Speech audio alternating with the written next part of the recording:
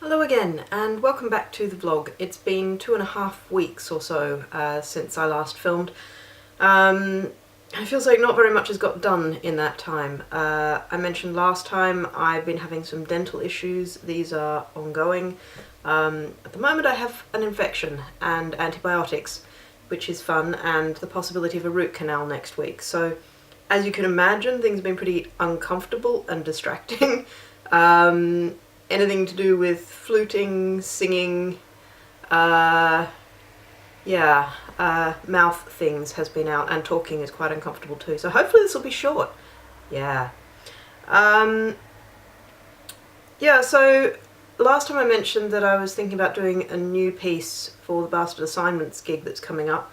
I did do a piccolo test and compared that to the flute sounds.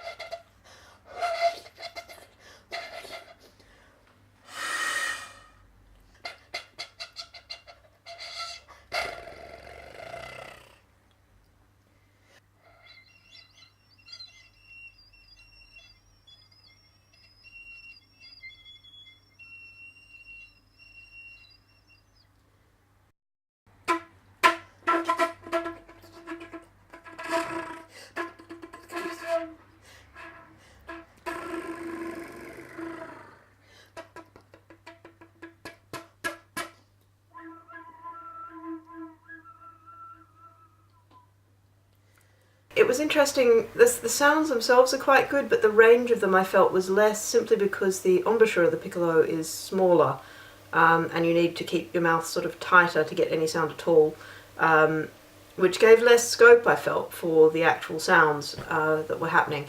So quite nice, not sure whether that's going to be usable at any point, and certainly not in the next couple of weeks. So that being the case, I switched the idea of using viola for this piece, because I brought my viola back from Australia a year and a half ago, and it's not been played and it's out of tune and the strings are so old I daren't tune it. So I was sort of thinking about ideas that I could do with an untuned viola by somebody who doesn't play it very well. And we had Amnon Wolman come and talk to us at Open Scores Lab a couple of weeks back, and one of the pieces he showed us was called Use Crosswalk, which had some beautiful sounds in it, and I'll put a link down below to the performance that happened that night in Bath of this piece, and one in particular that was bowing very, very lightly on the bridge of the instrument and just to one side or the other, which was really beautiful, and I managed to sort of recreate it on the viola in a very wobbly way. It must be said, I do not have, I just don't have the control of my instrument that possibly I should. One day.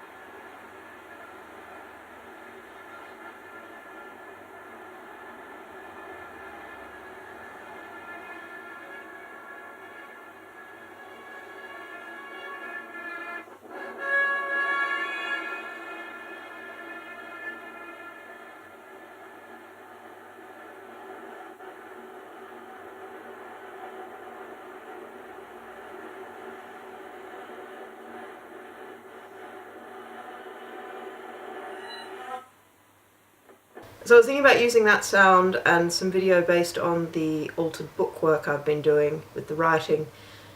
But basically, after thinking about this for a little while, I sort of came to the conclusion that actually this is kind of my piece paper for cello and video, which I did last year, yes.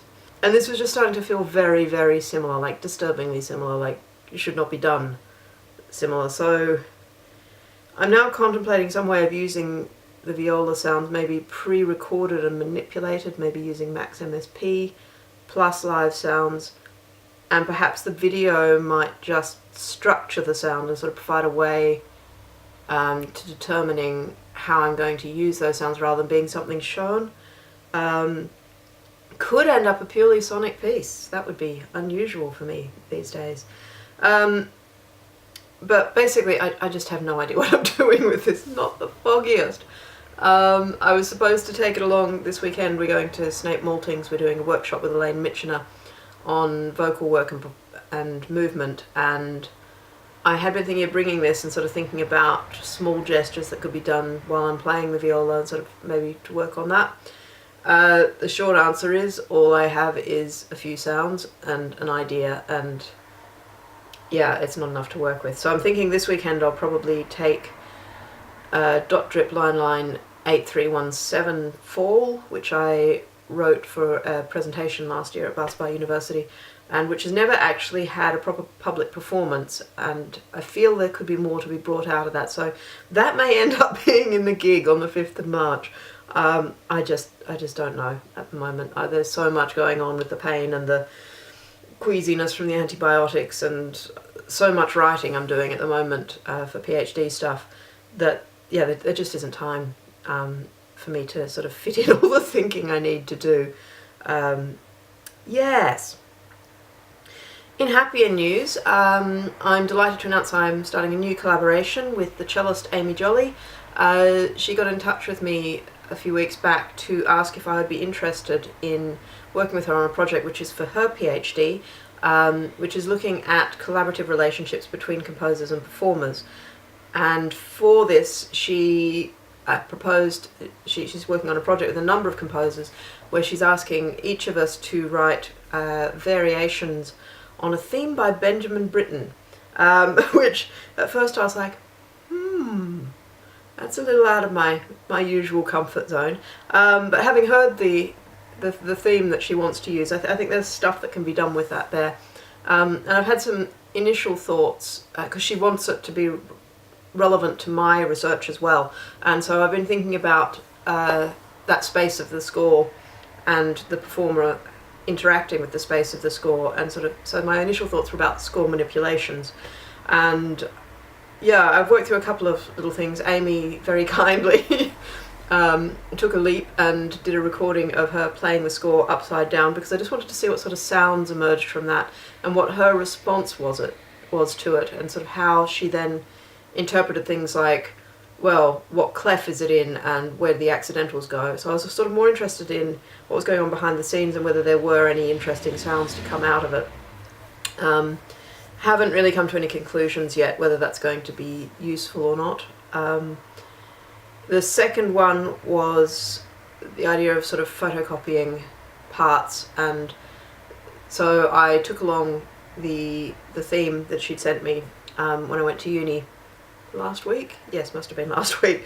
And basically spent a chunk of time at the photocopier, photocopying and then re-photocopying and then re-photocopying.